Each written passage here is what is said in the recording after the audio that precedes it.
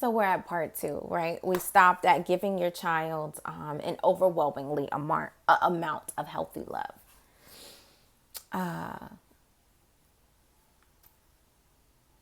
Where did I want to go to? I'm looking on my notes too. And figure out what your child is lacking, like as far as what they need, because we're giving our child sugary shit. We're giving our child unhealthy food. Like, is your child damn hydrated? Are they lacking vitamin C, vitamin D, vitamin A? Are they lacking their basic minerals? Like, are they taking a multivitamin?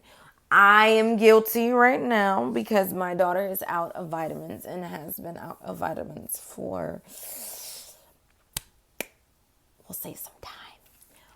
But she's vegan, and a lot of the reason why I'm not obsessive over vitamins is because she's a lot of her foods raw, and I know she's getting the nutrients and the minerals that that's needed. So, and she doesn't eat a lot of sugary things.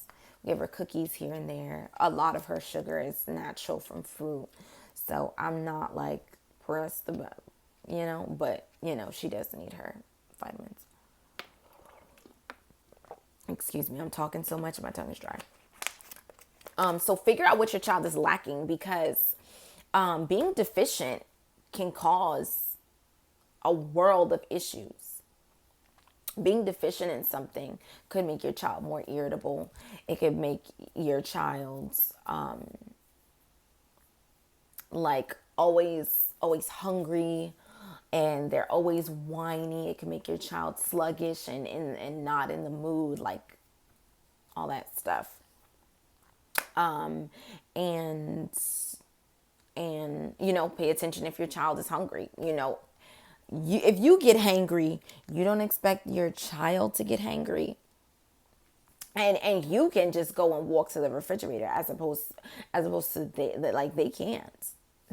They can't do that. But you know this.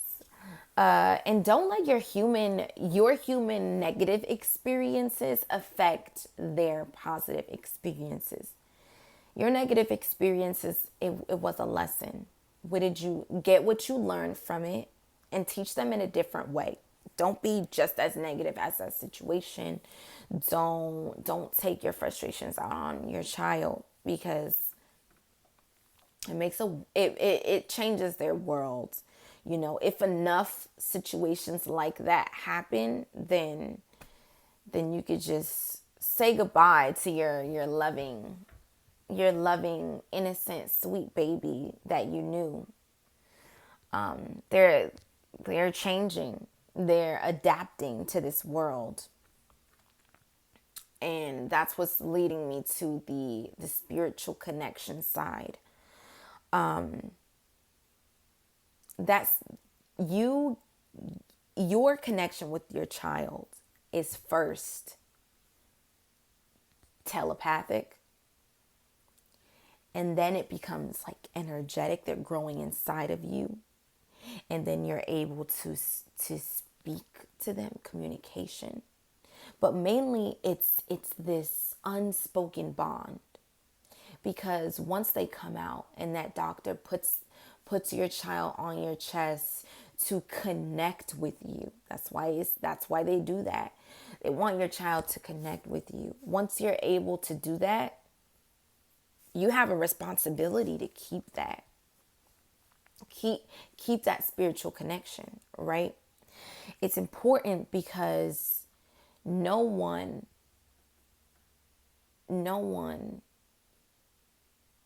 is there as much as you are. No one is present as much as you are.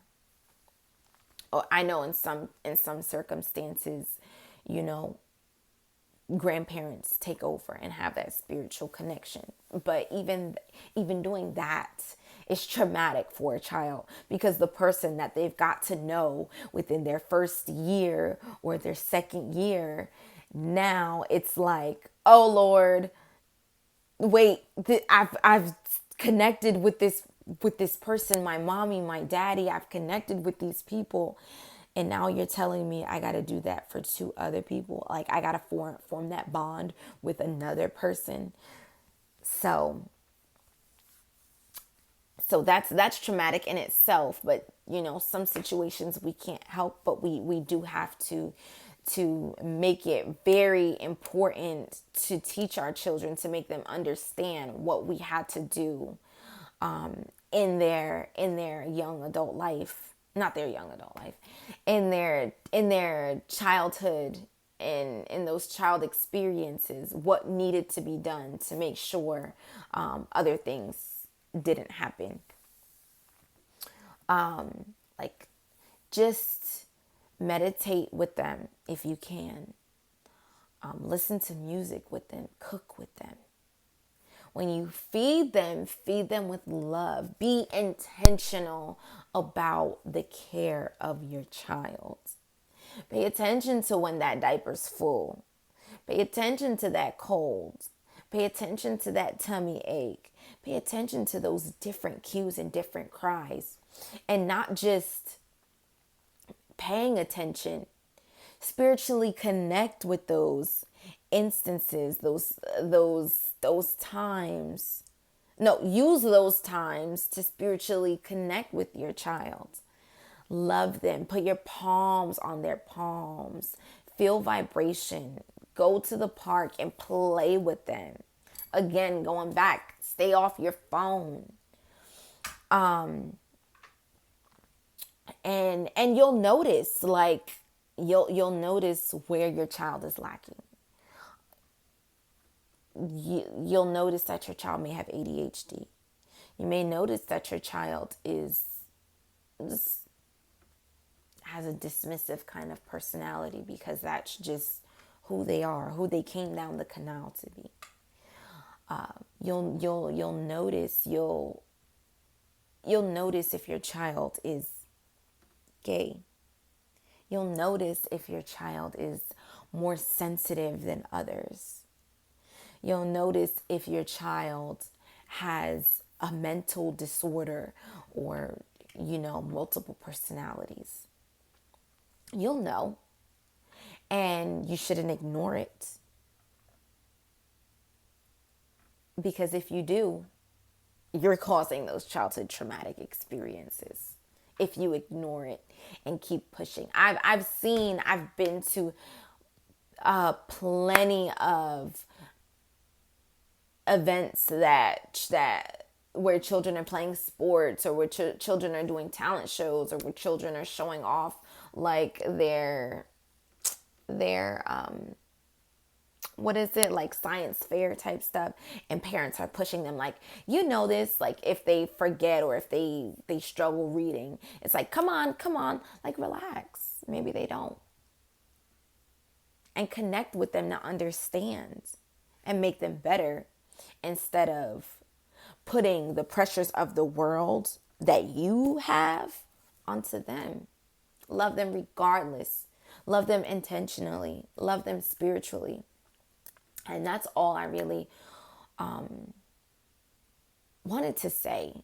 I said I would talk about really the why, but you should know why. Why is it important to have a spiritual connection? Because look at the adults these days that are walking around with traumatic childhood experiences that they didn't heal from. Even if you've had an experience as big as getting kidnapped or molested, your job as a parent is to still be there and help them heal, so they won't carry that load.